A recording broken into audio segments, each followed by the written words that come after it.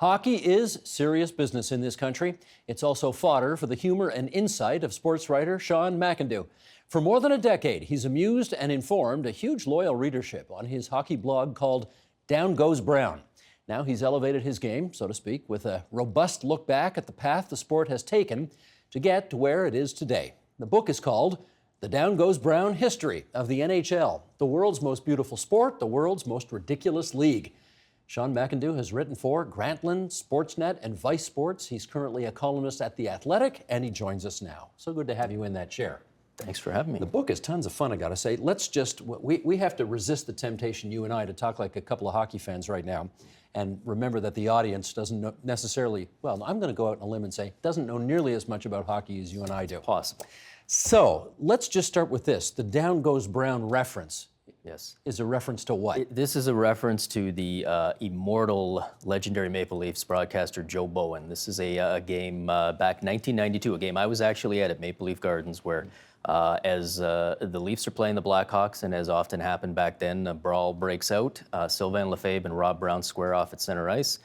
Sylvain Lefebvre gets the better of the fight, and Joe Bowen starts yelling, down goes Brown, a play on the famous Down Goes Frazier boxing call. Mm-hmm. And it was just one of those things that just stuck with fans of that era. I mean, this was early 90s Maple Leafs. We didn't have a lot to hang our hat on as fans, so we kind of took what we could get, and that was one that just kind of seemed to stick with people. And many years later, when I'm staring at a blank blog that I'm starting up, trying desperately to think of something catchy as a name, that popped into my head, and I've been using it ever since. It works. It's good. Let's go back. I want to go back more than 100 years, because all of the multi-billion-dollar sports leagues today all started, obviously, in much more ignominious circumstances, and professional hockey is no different.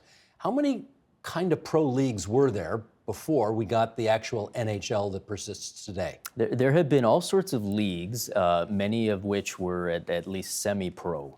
There had never been the real single big entity like we're used to seeing in the sports world now. The closest was something called the NAHL, which was the North American Hockey League, and it had been relatively successful and had been a going concern, but they had a problem, and it was a problem that would be familiar, I think, to a lot of people who have ever worked in a group, which is they had one person in the group that they couldn't stand and that they wanted to get rid of. This is Livingston? This is Eddie Livingston. He was the owner of the Toronto franchise, and they wanted him out. They didn't want to. He was a pain in the neck. He was always finding something to complain about and threatening lawsuits and all of this stuff. And they tried to get rid of him. They couldn't. There was nothing in the league bylaws that would let them kick him out. And so they did. They came up with a pretty clever plan, which was, let's just start our own league that doesn't include this guy. That's how we'll get rid of him. The rest of us will all go over to this new league. We'll call it the NHL.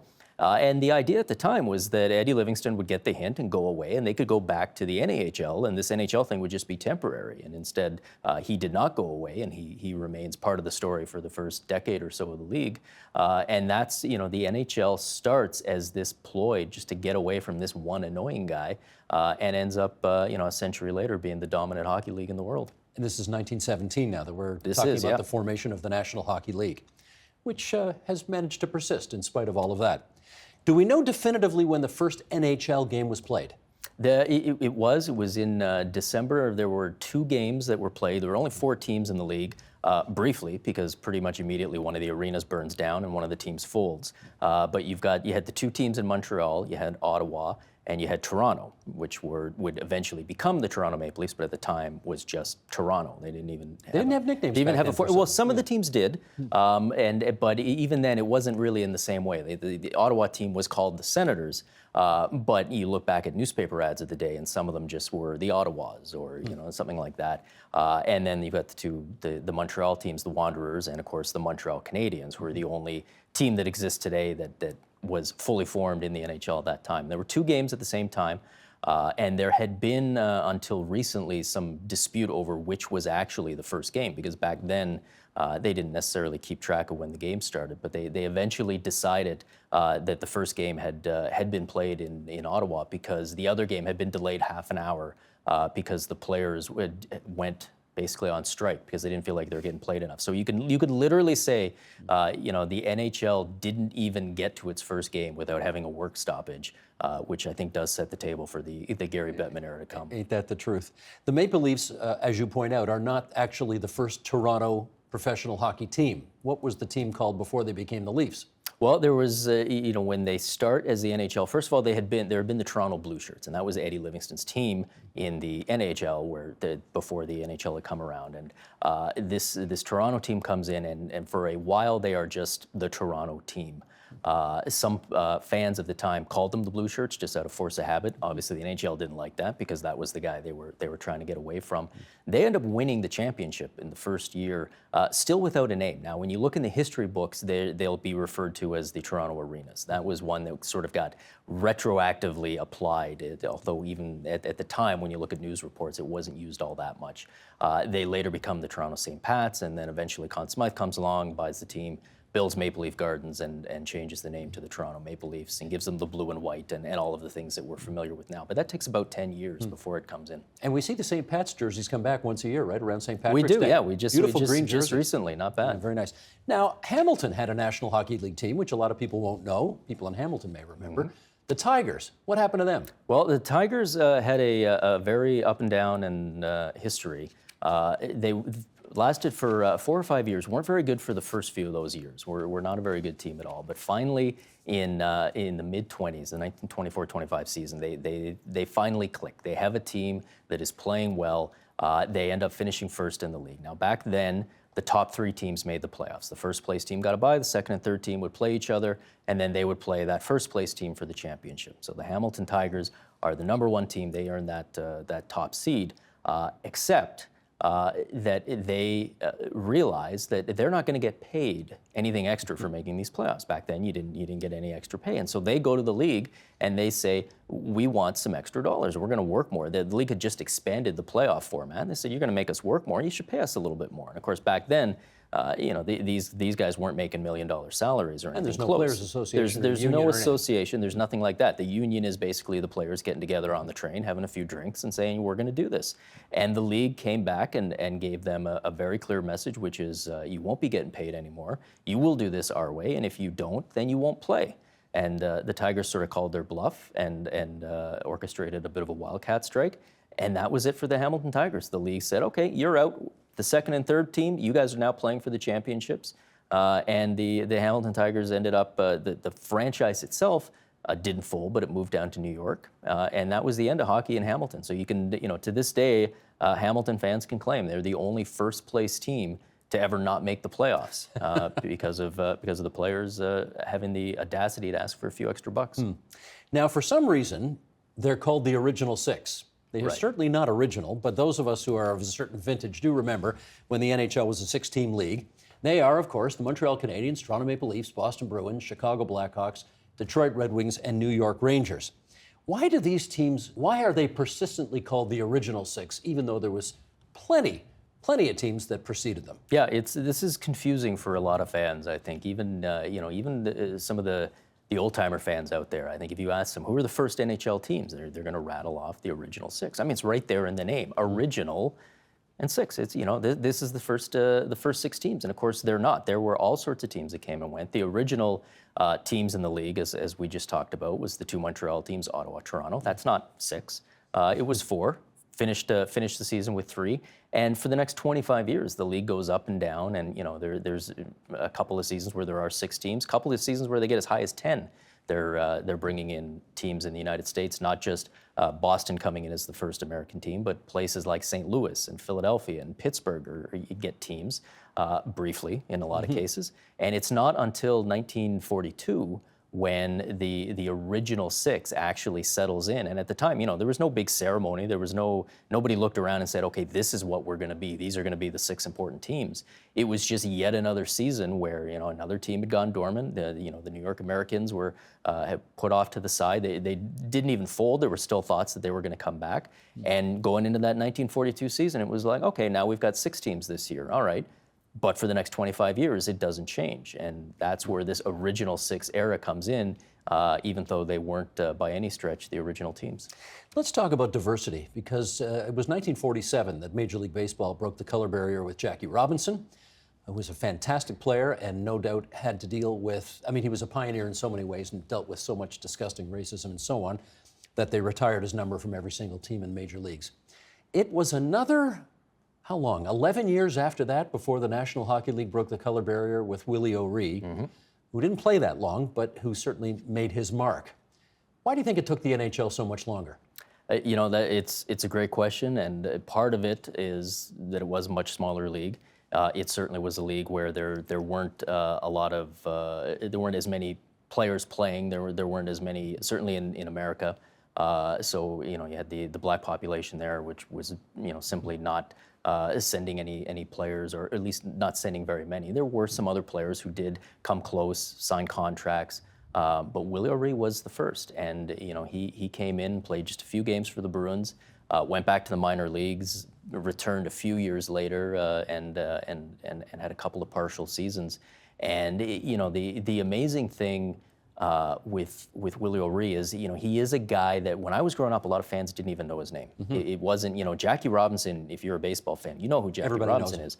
A lot of hockey fans didn't know who Willie O'Ree was. To their credit, the league has done a good job more recently of promoting him. He's been an ambassador to the game, still alive. He's still alive, yeah. Still working hard. In fact, just recently was finally inducted into the Hockey Hall of Fame, which amazes a lot of people that he hadn't been in for decades. But the really amazing thing, when you go back to the story, is he breaks the color barrier, and his career is in the NHL is over by the early 60s. We don't get the second black player in the NHL until the mid 70s, which is stunning. You know, you know, it's almost as if the color barrier was broken and then put right back up again. And you know, and it wasn't until you know, well into the 80s where you started having black stars, and you know, to the point now where, you know, even today the league is you know, certainly in terms of you know, in terms of black players, is not as diverse as the other pro leagues, but we're at least at a point where, you know, you've got the PK Subbans, and you know, you've got the star players that you can point to. But yeah, none of that happens if somebody doesn't go first, and it was Willie O'Ree, and thankfully he's finally getting that recognition from the hockey world for it. The National Football League was bigger, Major League Baseball was bigger, the National Basketball Association was bigger. The NHL was a 6-team league until 1967, and then they agreed to double the number of teams. No teams in Canada. No. They doubled the 98% of the players were Canadian, but they added no teams in Canada. Why did they do that? Because they were looking for a TV deal, and they were looking, you know, looking at the finances of it, and you know, that's something where if you're a fan of today's game, Gary Bettman didn't invent this idea that we're going to focus on the United States and that we're going to focus on TV ratings and all of this. It was largely the idea back then was if we're going to have an impact and a footprint in the United States, we've got to be in places like California. You know, and if you're going to have one team in California, you got to have two, because you can't send everyone out there on a road trip to play one game. And they were looking at other places, and you know, Philadelphia and Pittsburgh, and a lot of it was you know, kind of done in a very curious way, where you had you know, St. Louis, where they had an arena, but nobody who wanted to own the team. But as it happened, the arena was owned by somebody who already owned the Chicago Blackhawks, so he really pushed for it. And it was thought at the time, the expectation was that at the very least Vancouver would get in. So there would be that one kind of Canadian representation, and it doesn't happen. They make the announcement of the 6 teams that they're bringing in, and you're right, they're all 6 are American, and that certainly brought some controversy with it, and you know, not to mention just the chaos of going from 6 teams to 12 teams. I mean, you've got to find 120 new players to stock all these teams with, and you know, you've got these 6 teams that are going to be lousy for the first few years. And there's a great old comic that I reference in the book that I found in one of the Detroit newspapers, and it's a picture of the league president, and he's sitting there in front of these 6 newborn babies, and he's holding a bottle that says player talent, and he's saying, geez, I'm going to have to feed these with an eyedropper because there just wasn't enough talent to go around. It was the sort of thing where you'd think any other league would say, let's go from 6 to 8 maybe. No, the NHL, let's double it all in one shot. The Broad Street Bullies, the Big Bad Bruins. Hockey got pretty ugly for a little while. We're into the 1970s right now, and I want to read an excerpt from the book that touches on that. Hockey had always been a vicious pastime, one featuring crushing hits, bare-knuckle fights, and occasional instances of players swinging sticks at each other's skulls. The violence had been controversial even in the game's earliest days. with dire editorials predicting the league's imminent demise if things weren't cleaned up. But the sport's mix of speed, skill, and brutality was also a big part of the appeal for many fans. Even given the rough-and-tumble baseline that was already in place, something seemed to shift in the 1970s. I want to know what. What made it different? Because it was different. I mean, the Flyers, the big bad Bruins of the early 70s, the Philadelphia Flyers, the Broad Street Bullies of the middle 70s, they were different. There were players charged at Maple Leaf Gardens with criminal offenses. What was going on? Well, I mean, as I say in the book, there had always been fighting, there had always been violence, there had always been the Gordie Howes of the league, where you knew if you went into the corner, only one of you was going to come out. That was always part of what the game was. It was part of how it was sold. I think what changed in the 70s was you've got that expansion. So the league has doubled, and pretty soon they've tripled because they keep adding teams. 2 more in 1970, 2 more in 1972. While all this is going on, a rival league starts up, the World Hockey Association. So suddenly you go from literally in 1966, there are 6 major professional teams to there being 40 of these things floating around. And the amount of talent just couldn't keep up with it. So suddenly, you know, in the 1960s, when there's 6 teams, the idea of having an enforcer or a goon on the team didn't make any sense because, I mean, you only had 20 jobs. I mean, you had to have skill on that. There was so much skill available. Suddenly in the 1970s, there's not as much of that out there. So suddenly you start getting these guys who are specialists, and maybe that's a power play quarterback, or maybe that's a guy who's just a defensive forward that you mainly use on the penalty kill, or maybe it's Dave the Hammer Schultz, a guy who's going to be out there saying, you know what, if you touch Bobby Clark, I'm going to touch you back, and you're not going to like it very much. And you know, you see these penalty minute records that just get blown away. I mean, in the 60s, it was extraordinarily rare for somebody to have 200 penalty minutes. You get into the 1970s, suddenly it's 300, 400. Dave Schultz is getting 450. You know, and it becomes one of these things where, I mean, if the Flyers are going to have Dave Schultz, the Leafs better have Tiger Williams. And if the Leafs are going to have Tiger Williams, other teams need their guys. And then you go into the 80s, and suddenly, oh, maybe one guy's not enough. Maybe we need 2 or 3 of these guys. And you get to the point where, you know, where I'm growing up as a fan, and every team just got 2 or 3 of these guys who are mainly there as enforcers. They're mainly there for what they can do with their fists. And that it stays that way for quite a while, and until fairly recently, where we've seen it go back in the other direction. Mm-hmm. I want to ask you a question that has no correct answer, but it's a great debating question. I guess the conventional wisdom is when you ask people what was the greatest NHL team of all time, the typical answer is the Montreal Canadiens in the 1950s because they won 5 cups in a row and no one has ever done that since. What's your answer? Boy, you know what? The Montreal Canadiens of the 50s is a great one. The ones of the late 70s as well. They won the 4 straight cups. Guy Lafleur, this Larry is Robinson. the Sam Pollock team that Kenny he put Dryden. together. Yeah, Scotty Bowman coaching. Yeah.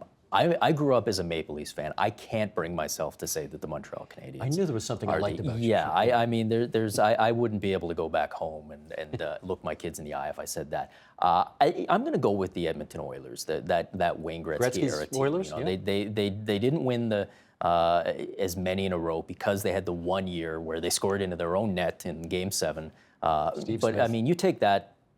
Let's be honest, fluke play away. This team probably wins 5 straight Stanley Cups, and you know, wins another one even without Wayne Gretzky after they trade him. Mm-hmm. Just the level of talent and the way that they, you know, just really. Just ruin the record books to the point where, I mean, these days there's so much talent today. Nobody's ever going to set another offensive record, you know, for years and years, because these guys are just, you know, have run away with it. And you know what we used to do in my hockey pools in the old days? You were only allowed to use Gretzky's assists. Yep.